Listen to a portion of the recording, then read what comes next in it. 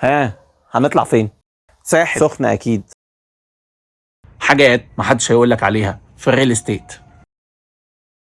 طالعين طلع صد رد أو بتفكروا تشتروا بس انتوا محتارين ساحل ولا سخنة؟ تعال ندردش شوية واعتبرني ما افكر معاك بصوت عالي.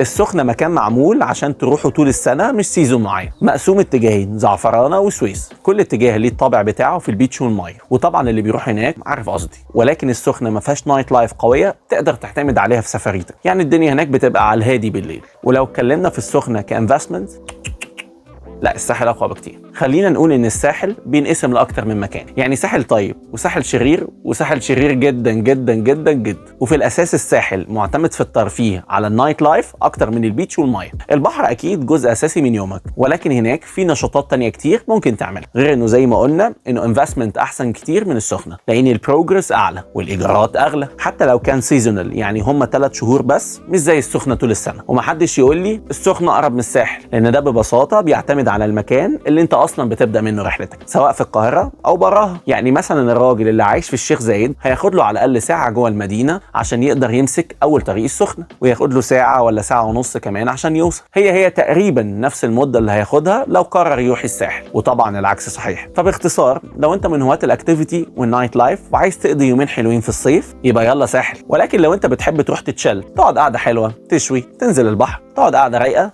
وتروح اي وقت طول السنه، يبقى يلا بينا على السخنه. وما تنساناش في الطلعه بتاعتك لما تشتري، مصطفى سمير، ريل استيت ايجنت.